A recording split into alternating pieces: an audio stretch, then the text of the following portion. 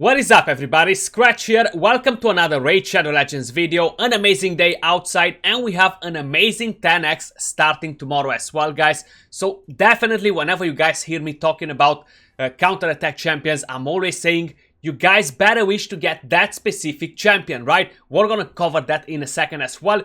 First, I do want to say we're gonna have a gem giveaway on this video guys, so all you gotta do is be a subscriber, drop a like on the video and drop a comment and tell me which one is your most favorite counter-attack champion. Even if you don't have one yet, which one is the most wanted for you to get on the list?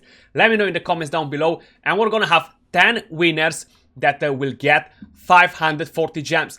Another thing you really gotta do is copy your player ID in the comment. If you guys are not putting this in your comment, I won't be able to actually forward it to Plarium for them to send you the gems. Another thing, the gems won't be sent to your inbox. They'll be added directly on top of what you have already. I'm just specifying because a lot of times some of you guys are asking me, Scratch, I haven't received my gems yet. Because most of you guys are going straight to the inbox to look for them, but they're not going there. They're just going on top of what you have already. So honestly, how I'm saying, this 10x feels pretty great, guys. It's gonna be on Voids, Sacred, Ancients. Let me just quickly collect my my clan boss loot. Seems like I've only done Ultra Nightmare yesterday. Forgot about Nightmare. It happens. One Void Shard, awesome. I was really worried that they're gonna make, oh nice, decent boots. They're gonna make a 10x on champions that I want Void ones, and I have 0 Voids, right? Like I have 3 Voids. I was like, oh no. The loss of the universe, they're gonna come in play and they're gonna mess it over. So we have a 10x on Minaya, guys. You can summon Minaya from Ancients and Voids. The 10x is gonna start tomorrow and it's gonna last till Sunday, 72 hours, right? So Sunday or aka Monday morning for Europe. Minaya, she's an awesome champion. Not bad, honestly. Not god tier either. So at the moment I have her built on a shield set and an immortal. I'm not gonna lie, I barely use her at all. But she can deal decent amount of damage, right? She has pretty good HP to throw her on a shield set. And let's have a quick look at the skills. We have Graceful Guide, attacks one enemy, places a continuous heal buff on the ally with the lowest HP for 2 turns. 4 books in there. She needs tons and tons of books. I think this might be one of the very first legendaries that required an insane amount of books. Her and what's his name? Brackus. The two of them, they were like the very first legendaries that had blown off the roof with the amount of books. Attacks one enemy, heals this champion and the ally with the lowest HP by 10,000 HP. Fully booked, 100% chance of placing a 100% heal reduction debuff on all enemies for 2 turns. How you guys can probably see, I don't have her booked. I actually managed to pull her very early on when she got released. I think she's been together with Sifi and Roto, so last year for Halloween, right? So it's been 1.5 years since I got her and I still haven't booked her. And how I said, I'm not using her that much. The book requirements is pretty crazy. A3 heals all allies by 40% of their max HP, places a block debuffs buff for 2 turns on champions under increased defense buffs. If a champion is fully healed by this skill, also places a shield buff on them for 2 turns equal to 25% of the champion's max HP. 4 more books in here, 2 here, 6 here, that's 12, 16 books. Wow, right? She can be pretty decent for clan boss with this skill if you have her fully booked on a 4-to-3 ratio and have different champions to work with her kit overall. She can be decent. The amount of shield is pretty small that she generates, so it's not gonna be too crazy, honestly. Increases ally speed in all battles by 19%. She looks awesome, right? Masteries I have on her offense and support tree. How you guys can see on support is all a bit about extra healing, extra shield. We have lasting gifts and we went all the way down to War Master. I think I tried her in clan boss. I can't really remember, honestly. The next champion that we have, and this is the only legendary champion that you can summon from Void Shards, is Sir Nicolas. Actually, I kind of compare him in the terms of damage with the new fusion champion that's gonna get released today, right? So Sir Nicolas, I still think he's the hardest hitting HP champion, right? The fusion champion, if you set him up with another champion to do his bidding, he's gonna hit harder than Sir Nicolas because he has double hit. I have Sir Nicolas built on a speed set and 2 immortal sets. I am using him in Spider sometimes, I'm using him in Faction Wars, I'm using him even in Arena if I want to. Just overall, Sir Nicolas is an awesome, awesome champion. Great for clan boss. Now with the AI fixture, we can actually make him go on full oro with being fully booked, right, for clan boss without having to worry about anything. And he can deal tons of damage on clan boss as well. Total stats on him, 75,000 HP, 2.5k defense, 232 speed, full crit rate, 230 crit damage, 273 resistance. I have this build on him because I want him to deal damage as well. You're gonna see the masteries in a second. Total stats, I showed you actually, sorry. Masteries. Tier 6, I have Helm Smasher, I have Lasting Gifts on support. Lasting Gifts doesn't increase the duration of Unkillable, but it increases the duration of Continuous Heal and Shield, right? So that's kind of the way I went on Sir Nicolas. If I would have him for Clan Boss, I would definitely get a Life Drinker, consider to go on Retribution for Counterattack, and go with War Master 100% if I want him for Clan Boss only, right? His skills. He doesn't need an insane amount of books, right? We have 4, 8, 10 books in total. Sounds pretty fair for a Void Legendary Champion. He was the very first Legendary Fusion in this game, guys. His A1 attacks one enemy, 50% chance to place a freeze debuff for 1 turn. This debuff cannot be resisted, so that means you don't require any accuracy. His A2, AoE attacks all enemies, places a shield buff on all allies for 2 turns. The value of shield is equal to 30% of the damage inflicted. That's on a 3-turn cooldown.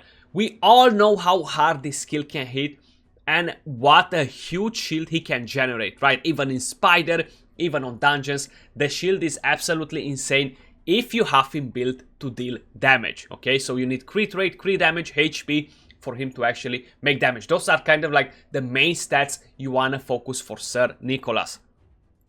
A3 on a 4-turn cooldown fully booked, places an Unkillable buff and a 15% continuous heal buff on all allies for 2 turns. Actually, keep an eye, guys. I will be releasing a video on an Unkillable team with him for this weekend, most probably Sunday. So if you are curious to see how we can make a team with Sir Nicolas, keep an eye for Sunday. His aura increases ally HP in all battles by 33%. So I'm not gonna go and show you every piece of gear on every champion, guys, because that's gonna take a bit too long.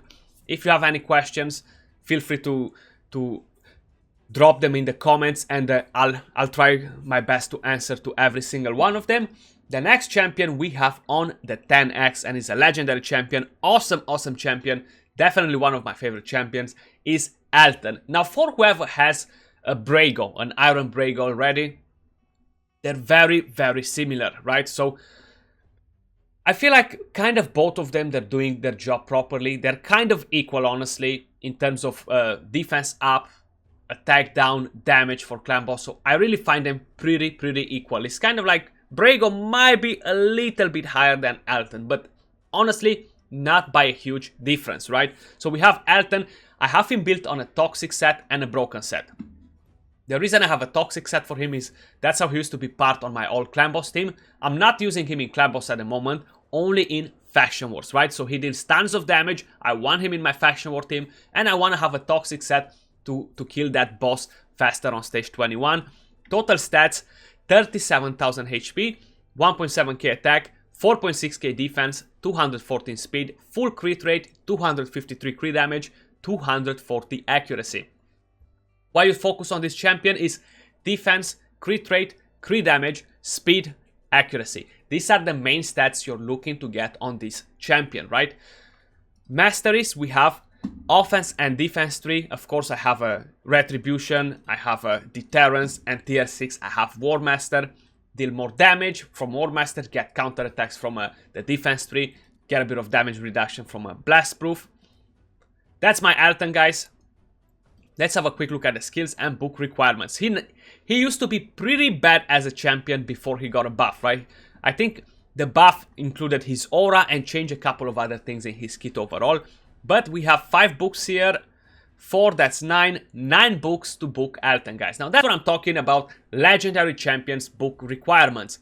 Not 15, 16 books, because that's just ridiculous. So his A1 attacks one enemy, 75% chance of landing a tag down for 2 turns. Damage based on defense, of course. A2 attacks one enemy, places a 60% increased defense buff on all allies for 2 turns, places a shield buff on all allies for 2 turns equal to 20% of their max HP if this attack kills an enemy. He goes so good hand in hand with Valkyrie, this champion, guys. Like, honestly, it's like they've been made for each other, more or less, right? He hits for 250 plus K on clan boss with the build I have on moment. On him, with the A1 he hits for like 170k, that's huge damage. His passive revives a random ally with 30% HP every time this champion kills an enemy. Resets the cooldowns on this champion's skills if this champion kills an enemy and all allies are alive. You're not really gonna make a huge use from his passive, but I can tell you when I've done my faction wars on barbarians and beaten that faction, I actually clutched it at the end with this passive and I got the revive to 3-star it. Like, it took me 15 minutes to beat that faction war in one run, you know. His aura increases ally defense in all battles by 33%. So you guys are probably wondering, Scratch, have a sip of coffee. And who are all those famous, awesome champions that you're talking about? Well, it's Alton, guys. And the next champion we have on the 10x is no one else but Valkyrie. We only had one time 10x on Valkyrie. She's one of my ultimate most favorite champion in the entire game. She is such an amazing champion. Super powerful for clan boss, for PvE, super powerful for PvP. Like, she is Siphi's #1 enemy, guys. Because of her passive, she's so unique. Awesome for arena. I don't have to tell you guys, you probably see Valkyries everywhere. Arena, clan boss teams, dungeon teams. You see her in Doom Tower teams everywhere because she's so amazing. So I have 2 different builds. Both of them are built for arena at the moment, guys. So I have one accuracy and speed build, right? Total stats, 45,000 HP, 4k defense, 138 crit damage, no crit rate, 590 accuracy. So like this, I can actually go second on teams with the Siphis. They're gonna go first, throw all those buffs on them, and I'm gonna decrease their turn meter, increase Valkyrie's turn meter, go with the A1, clap one of the enemies, and bring their turn meter even more down, so then my team can go after them and clear them up. So this build is to go against speed teams, okay? If you want to build your Valkyrie for clan boss, you want to focus a lot of defense, you want to focus crit rate, and a bit of crit damage if you can. The more defense she has, the bigger the shield she gives it is, you know. Masteries, I have defense and support 3, tier 6 Eagle Eye because I want to go for an accuracy build. That's kind of like more of the arena build. Let's have a quick look at the skills, then we're going to talk about my other Valkyrie. So her A1 attacks one enemy 2 times, decreases the turn meter by 10% on each hit if the target has any buffs. So if they have buffs, Siphi teams, you're going to go and decrease their turn meter by 20%. Plus you're going to have Evil Eye, you're going to decrease the turn meter even more from there. 5 books in here. And we need 6 in here. That brings us up to a total of 11 books, which are 100% worth it.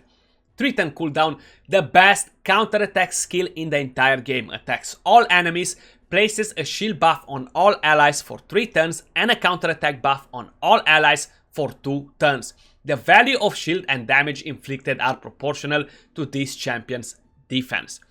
The more defense, the bigger the shield. And you want to make sure you have defense up on her before she's using this skill.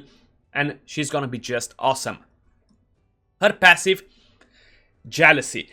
This champion's turn meter will be increased by 10% each time an enemy champion places a buff. Enemy champions will have their turn meter decreased by 10% for each buff they receive. And her aura is for faction creeps, so overall it's not gonna be an amazing aura because you can't use it anywhere else than faction creeps. Increases ally defense by 33%.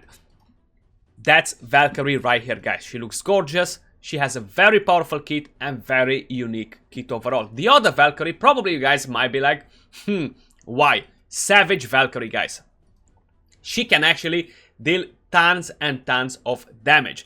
33,000 HP, 5.3k defense, 223 speed, full crit rate, 230 crit damage, 262 accuracy. So I'm using her in my arena defense catches a lot of you guys off guard when you're seeing me in arena and you're like, okay, I'm gonna attack Scratch. Let me clap his team. Valkyrie just claps you back because she's that good. Masteries, of course. I have Nuker Masteries on her. If you wanna go for Clan Boss Masteries, probably you wanna go either on Statfast and start on a Shield Breaker and go down to Lasting Gifts, avoiding Cycle of Magic and other masteries like that. Or you can go on defense, get a Blast Proof, get a Rejuvenation and go all the way down to Counterattack, and on tier 6 go for War Master. But that was Valkyrie. Moving over to epics, I only have one of them built, guys, and I gotta tell you, is a very awesome epic champion, and that is Melga Steel Girdle. For the Dwarf Faction Wars, she is amazing. Amazing for Doom Tower as well, especially for the Scarab King because of her kit. So I have her built on a shield set and an immortal set. Total stats 72,000 HP, 2.6k defense, 236 speed, a bit of crit rate, crit damage, and we have 336 resistance. We want to get some resistance just for the Doom Tower, right? She's a HP based champion, Spirit Affinity. Masteries, I have defense and support 3. I actually went with timely intervention on masteries. Whenever my champions they lose HP, she's gonna get a bit of turn meter, and like that she's gonna get in front and revive a bit faster. I have a cycle of revenge here, get more turn meter as well, because I want to make sure she gets a lot of turns. When you're building the champion, you want to focus tons of HP, tons of speed, some resistance depending on where exactly you are using the champion. Let's have a quick look at the skills. The only kind of oof with her is she needs a lot of books, right? How many she needs here? 3, 6, 8 books. That's already 15, 17 books. That is wow. She can be such a clutch for Faction Wars, for the Doom Tower, guys. So let's have a quick look at the skills. Attacks one enemy, 50%, 75% chance of removing one random debuff from a random ally. So a bit of a mini cleanse in there. Cannot remove a debuff from this champion. The A2 places a shield buff on all allies equal to 20% of this champion's max HP for 2 turns. Also places a continuous heal buff on all allies for 2 turns. Awesome stuff here as well. Shield, continuous heal. This is so good for Faction Wars and for the Scarab King. And the next thing, she revives with shield, guys. This is on a 5-turn cooldown. Revives 2 random allies with 20% HP and 20% turn meter. Also places a shield buff on the revived allies for 2 turns equal to 30% of their max HP. So like that, whenever the champion that she revives gets hit by the Scarab King, it has a shield. So it's not gonna get clapped. Or if our revived champion is gonna go for the hit, right, on the Scarab King, again, we're not gonna get counterattacked by the Scarab King. The aura increases ally HP in all battles by 15%. So not an insane aura overall. How I said, I really like the champion. I really think she's gonna be a clutch for a lot of you guys for Faction Wars. The next champions we have on the list, how I specified before, I don't have them built because I'm not using them at the moment. So we have Lodric Falconheart. It's a kind of like champion. Attacks one enemy, 60% chance to land decrease attack for 2 turns. Removes all debuffs from one ally, then places an ally protection buff on that ally for 2 turns. That's on a 3-turn cooldown. He can cleanse your stun champion, for example. And this skill right here on a 2-turn cooldown places a shield buff on all allies for 2 turns equal to 20% of this champion's max HP. And his aura increases ally HP in Doom Towers battles by 25%. We need 6 books, 11 books, 12 books if I counted them correctly. And I'm not 100% sure. I think he got that insta nerf when he got released. Before he even got released, actually, just by playing him on the test server. Pretty good HP base, defense as well. But honestly, I don't find this champion like wow, out of the ordinary. He can be pretty decent, but not like crazy good, you know. Next champion we have on the list, guys, is Scatix. So is actually a new champion that got released with his Fusion Void Affinity from the Lizardman support. He's actually a powerful champion. I like him. Pretty good base HP, defense, speed is not that crazy, but his A1 attacks one enemy, 30% chance, fully booked 50% chance of placing a decreased speed debuff for 2 turns. His A2 attacks all enemies, 100% chance of stealing one random buff from each enemy. His A3 removes all debuffs from all allies, then places a block debuffs buff and a shield buff on all allies for 2 turns. The shield buff is equal to 20% of this champion's max HP. That's on a 4 turn cooldown. You can definitely use him in Clan Boss as a cleanser if you make him go on a 4:3 ratio. Not bad at all to actually have block debuffs, cleanse and shield, right? I think he's a pretty powerful champion. His passive places a block damage buff on this champion for 1 turn whenever their HP drops below 30.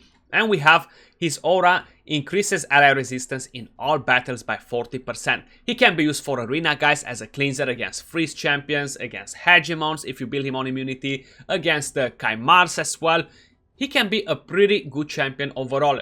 Great for faction wars as well, pretty good for dungeons too. His base speed is not the best, but rather than that, he's an awesome champion. 4 books, 9, 11 books in total. So definitely a thumbs up.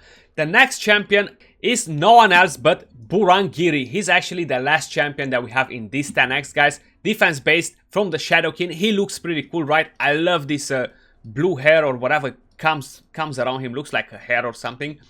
He looks dope though. Force Affinity. Epic champion, of course. Pretty good base stats, right? 16,000 HP, almost 1.4k defense. Let's have a quick look at the kit. First, actually, let's check the books. 6 books, right? 6 books in there. 5, that's 11. 13 books in total. What makes him good? Attacks 1 enemy, has a 40% chance of placing a provoke debuff for 1 turn. He's great against Magma Dragon just by looking at his skill, comparing him with a fusion champion. They're kind of equal because the fusion champion has a 50% chance, this one has 40. His A2 attacks all enemies, has a 60% chance to place a stun debuff for 1 turn. Even more CC from this kit right here. AoE stun, pretty good. A3 places a strengthen buff on all allies for 2 turns, also places a shield buff for 2 turns on all allies with less than 50% HP. The shield buff is equal to 15% of the target's max HP. Pretty good, you get strengthen and you get a shield as well. That's on a 4 turn cooldown. Definitely is gonna help you to survive, reducing the damage by 25%. Flat is awesome, awesome stuff. A bit of shield as well. The shield is not gonna be too crazy either. The passive heals this champion by 50% of their max HP whenever an ally or enemy dies. Pretty interesting passive, you definitely don't want to let your ally die. And his aura increases ally resistance in all battles by 40. So these are the champions that we have for the 10x. Don't forget to enter the giveaway, guys. You gotta be a subscriber, drop a like and a comment to the video. Tell me what's your favorite counterattack champion and your in-game ID. Do let me know what you think of this 10x. Any of you super hyped for Valkyrie? If I wouldn't have a Valkyrie, I think I would be going crazy. Honestly, she's such an awesome champion. I do appreciate all of you guys watching. If you enjoyed the video, don't forget to thumbs up, subscribe for more content, turn on notifications to see when we upload next, and I'll see you all soon on another video. Till then, peace out.